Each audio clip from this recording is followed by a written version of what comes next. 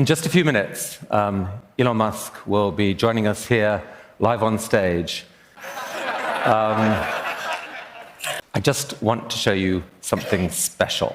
This is Elon Musk's famous machine that builds the machine. Here from Austin, Texas, Elon Musk. Yeah, I don't want to blow your mind, but I'm not always right. Why? If you were to plot the progress, most people don't know what log curve is, I suppose, but it goes up sort of a fairly straight way, and then it's show the shape. It's tailing off, right. and you start and there's a kind of getting diminishing returns. In retrospect, they seem obvious, but in order to solve full self-driving, they're designed to work with our brains.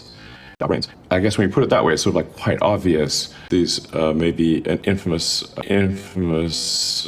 last words. Another year went by and it didn't happen. I think this is the year. I actually am confident that we will solve this year.